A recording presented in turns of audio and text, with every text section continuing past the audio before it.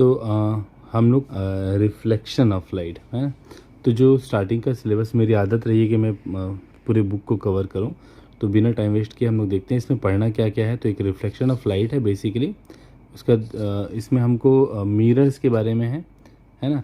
उससे जुड़ा हुआ क्या है, एक लॉज ऑफ रिफ्लेक्शन है, कुछ एक्सपेरिमेंटल वेरिफिकेशन मिलेंगे, और ये प्लेन मिरर्स है ना, यूजेस ऑफ प्लेन मिरर मिलेंगे, पैरेलल और परपेंडिकुलर किसके लिए बोल रहा है, जो वेरिफिकेशन करते हैं हम लोग, इमेज फॉर्म होता है मिरर्स को जब लेते हैं, दो मिरर को लेंगे तो दोनों मिरर को हम लोग पैरेलल रखेंगे और एक बार परपेंडिकुलर रखेंगे, दो मिरर ऐसे रहेंगे और एक बार क्या होगा, मिरर ऐसे रहेगा।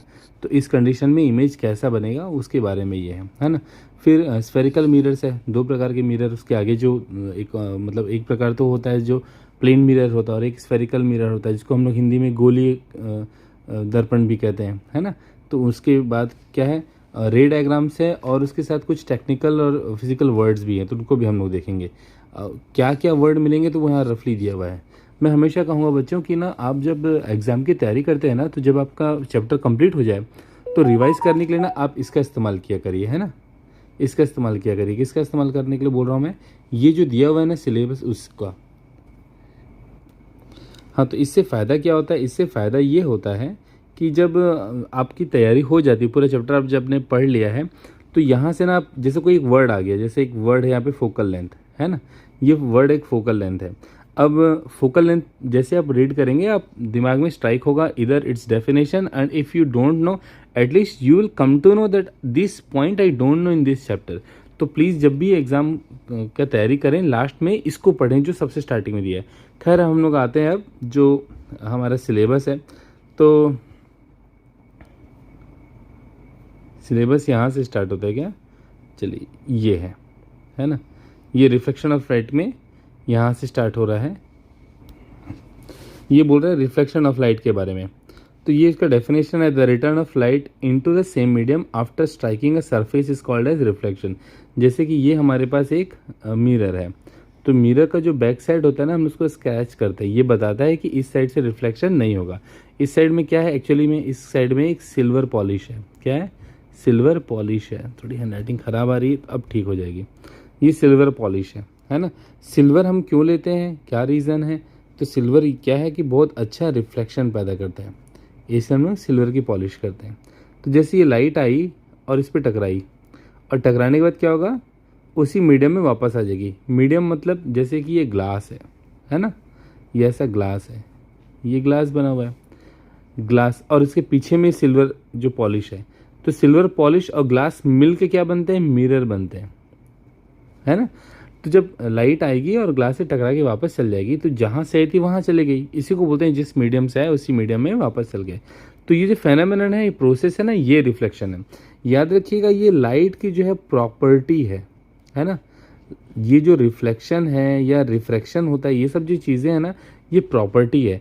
तो रिफ्लेक्शन जो होता है ना, वो जनरली सेकंड प्रॉपर्टी होती है। फर्स्ट प्रॉपर्टी क्या होती है, the movement of light in a straight direction, rectilinear motion of light, ये फर्स्ट प्रॉपर्टी है। तो हम जो पढ़ रहे हैं ना, वो असल में सेकंड प्रॉपर्टी है। ठीक, ज़्यादा डीप में नहीं जाएंगे, जो दिया है बुक में उसी को एनहेंस करते जाएंगे नॉलेज को अपने।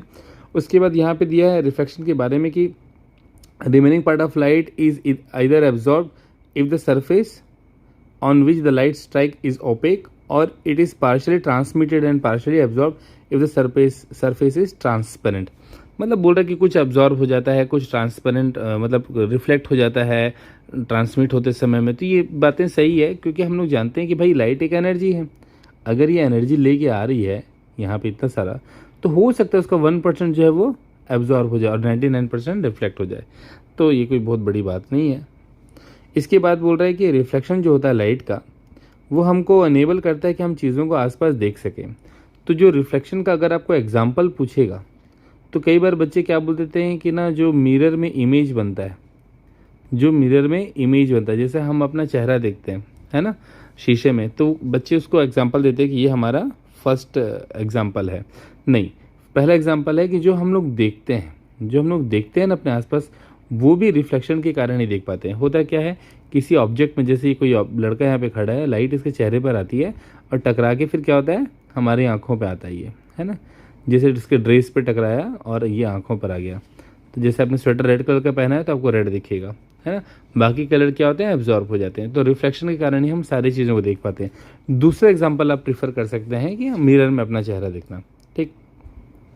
अब देखिए इसके बाद है ल्यूमिनस बॉडीज़, वो बॉडीज़ जो ल्यूमिनस प्रोड्यूस करते हैं, मतलब लाइट प्रोड्यूस करते हैं, है, जैसे सन बेस्ट एग्जाम्पल है।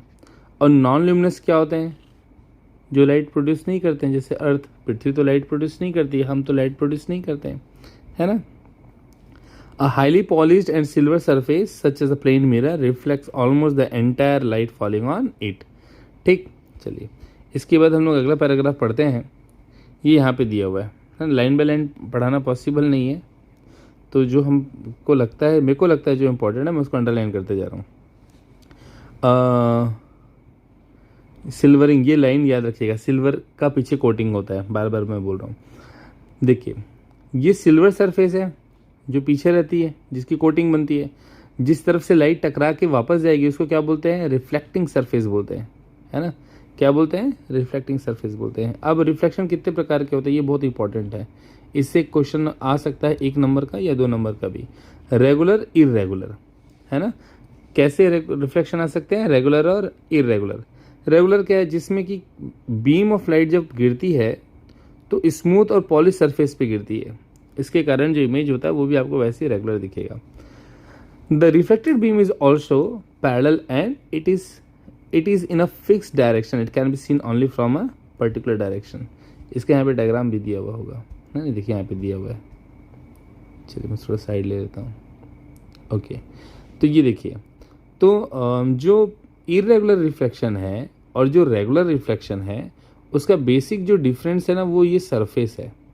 अगर सरफेस सीधी है और सरफेस स्क्रैचेस के साथ है, इरेगुलर है, एक समान नहीं है, तो आपको देखिए यहाँ इमेज कैसा बन रहा है आगे पीछे, और यहाँ भी इमेज कैसा बनेगा, एकदम स्मूथ सीधा।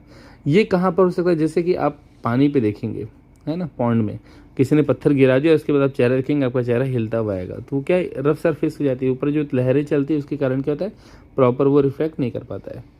Light ray falls at different points on a rough surface and each ray gets reflected from it obeying the laws of reflection of light. Due to the uneven surface at different points, light ray get reflected in different direction and give rise to the diffuse or irregular reflection। इतना लंबा याद करने की ज़रूरत नहीं है, ये मैंने अंडरलाइन कर दिया है। आपको शॉर्ट में क्या लिखना है, आप शॉर्ट में ये बोलेंगे कि जब लाइट स्ट्राइक होता है, when light strikes on a surface, okay, and the surface is not smooth, that is why different points will be there for different points will be there for the reflecting, so that is why we will have the reflecting rays in improper way। कोई इधर चला जाएगा, कोई इधर चला जाएगा, इतने शब्द से लिख देंगे तो काफ़ी है, उससे ज़्यादा इंपॉर्टेंस इसमें कुछ है नहीं। ये इसका डेफिनेशन दिया हुआ है। अब देखिए some terms related with the reflection, ये बहुत इंपॉर्टेंट है, ये आपसे डिफाइन के रूप में आ सकता है, 101% चांस है। मैं नहीं जानता आपके हाफ ईयरली और एनुअल में क्या आएगा। जो मेरे सबसे इम्पॉर्टेंट है, जो हमेशा आता है, और ये क्लास 10th में भी है, 12th में भी है, तो इस लिहाज से बहुत इंपॉर्टेंट है। पहले हम लोग को पढ़ना है इंसिडेंट रे। डेफिनेशन क्या लिखा है, द लाइट रे striking a reflecting surface is called the incident रे। हिंदी में से कहते हैं आपतित किरण, है ना। तो जो स्ट्राइक होने जाती है ना, जैसे ये मिरर है ना, ये मिरर है, इसको मैंने स्क्रैच कर दिया, मतलब इधर सिल्वर पॉलिश है, ये लाइट आई, ठीक, और ये लाइट आके ऐसे टकरा गई, चली गई टकरा के, ठीक। तो ये इंसिडेंट रे है, ये इंसिडेंट रे है, इसको आई लिखते हैं, और इसको बोलेंगे रिफ्लेक्टेड रे, है ना, परावर्तित किरण। और इस पॉइंट को क्या बोलेंगे, point of reflection, point of reflection क्या बोलेंगे, पॉइंट ऑफ रिफ्लेक्शन। या फिर अगर मैं इसके हिसाब से देखूं तो देखो भाई, इसी पॉइंट से क्या हो रहा है, इंसिडेंस हो रहा है, तो इसी को हम क्या कह सकते हैं, पॉइंट ऑफ इंसिडेंस, है ना, पॉइंट ऑफ इंसिडेंस, ठीक। तो ये और रिफ्लेक्शन का पॉइंट बता चुका हूँ। इंसिडेंट रे ये हो गया, रिफ्लेक्टेड रे ये हो गई, ठीक। चलिए कहाँ गया भाई अगला पेज, ये रहा। बहुत इजी है इसका इंट्रोडक्शन। रे डायग्राम में थोड़ा सा दिक्कत होता है और थोड़ा सा न्यूमेरिकल में है, तो मैं आपको बता दूंगा, चिंता मत करिए, बस आप वीडियो ध्यान से सुना करिए। प्लेन ऑफ इंसिडेंस ये, ठीक, ये सरफेस एकदम समतल है, प्लेन है, तो इसे हम कहेंगे कि भाई ये देखिए the plane containing the incident ray and the normal is called as plane of incidence. अभी नया वर्ड नॉर्मल आ गया है, देखिए क्या है ये चीज। जैसे कि अगर मैं कोई 90 डिग्री खींच दूं किसी सरफेस में, और देखिए एक लाइन है ना, और इस लाइन पे भी क्या हो सकता है 90 डिग्री खींची जा सकती है, तो दोनों में अंतर क्या है, हम इसको तो बोल देते हैं परपेंडिकुलर, है ना, इसे कह देते हैं परपेंडिकुलर। बट इसे नॉर्मल क्यों कहते हैं, तो इसका रीज़न है कि जब भी कोई ऐसे सरफेस रहेगी, ये कोई सरफेस है, जैसे ये हमारा टेबल है, ठीक, ये टेबल है। अब इस टेबल पे अगर कोई एक ऐसे लाइन गई हुई है, तो मैं इसे ये नहीं कहूँगा कि ये लाइन किसी लाइन पर बना हुआ परपेंडिकुलर है 90 डिग्री है, मैं क्या कहूँगा एक सरफेस पे बना हुआ 90 डिग्री है। अब इसका एंगल इधर भी 90 है, इधर भी 90 है, उधर भी 90 होगा, सब तरफ 90 होगा, तो बेटर है इसे मैं क्या कहूँ, नॉर्मल कहूँ।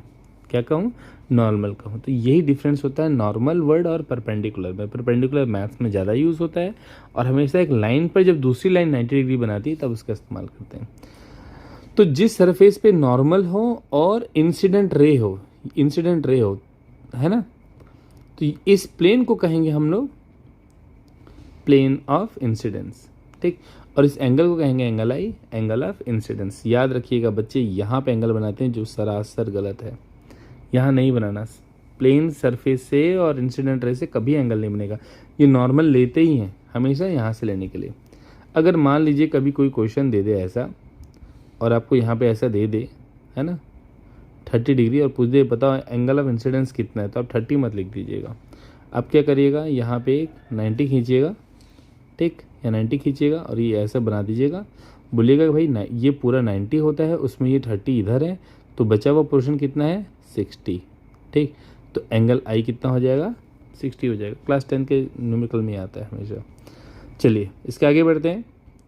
अब प्लेनर रिफ्लेक्शन आप पढ़ लीजिएगा, जब इंसिडेंस है वैसे रिफ्लेक्शन का भी होगा। ये एक आपको डायग्राम है जो बार बार मैं आपको बता रहा हूँ, एक्सपेरिमेंट भी है। इसका एक एक्सपेरिमेंट ऐसा है कि ना क्या करते हैं, यहाँ पे एक टेबल रहेगा, है ना, आप लोग कर सकते हैं, लैब में भी है, आप अपने फिजिक्स टीचर को बोलेंगे तो आपको करा देंगे। डार्क रूम में आपको लेके जाना है ना, तो ये देखिए एक डार्क रूम में आप जाएंगे और ये ऐसा कुछ टेबल बना रहेगा। तो टेबल थोड़ा सा गलत बन गया क्या,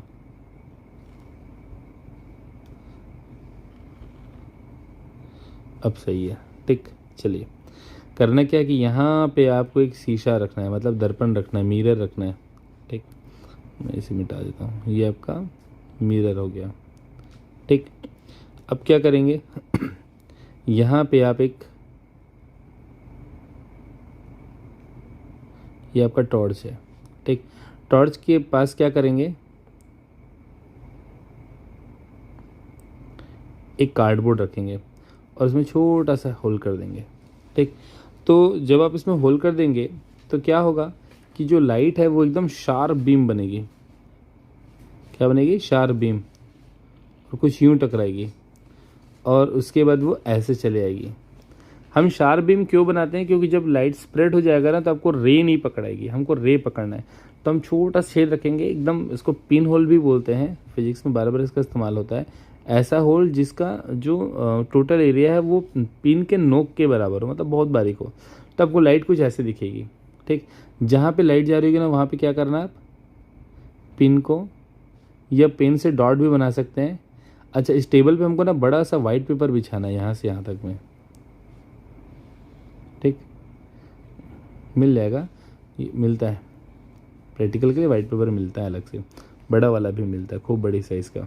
तो यहाँ पे पिन लगा दीजिएगा या पेन से डॉट बना लीजिएगा, और उसके बाद क्या करिएगा, जब आप सारा चीज़, ये टॉर्च, ये इसको स्लिट बोलते हैं ना, स्लिट, ये मिरर, ये जब सब हटा देंगे तो आपको क्या दिखेगा, पेपर में ऐसा एक वाइट पेपर जो आपने लिया था उस पर आपको क्या दिखेगा, आपको ऐसा जो आपने पेन से ड्रॉ किया था वो ऐसा दिखेगा, ठीक। ये आपके पास बना होगा।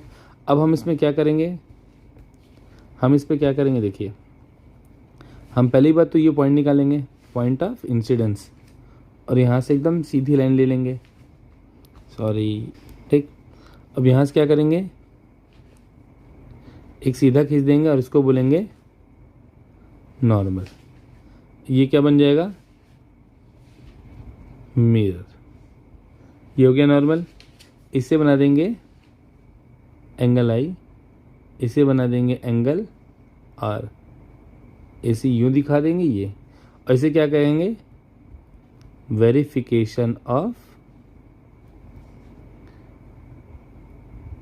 Laws of reflection. बट याद रखिएगा एग्जाम में ये नहीं आएगा, है ना। हम लाइट और टॉर्च का डार्क रूम में इस्तेमाल नहीं करते हैं, ये डेमोन्स्ट्रेशन के लिए है। इसे फिजिक्स टीचर को करके दिखाना चाहिए, डेमोन्स्ट्रेट। बट ये प्रैक्टिकल में नहीं है, प्रैक्टिकल नहीं होता ये, है ना, सिर्फ ये डेमो के लिए है। तो मैं चाहता हूँ कि कोई भी वीडियो 15 से 20 मिनट, मतलब 15 के अंदर ही ख़त्म हो जाए, और ये 16-17 मिनट हो गया, तो इसका सेकंड पार्ट जो है वो अगले वीडियो में बनाएंगे। मैं चाहता हूँ वीडियो छोटे रहें ताकि आपको देखने और समझने में आसानी हो। कोई भी डाउट रहे कमेंट बॉक्स में ज़रूर बताएं। Thank you.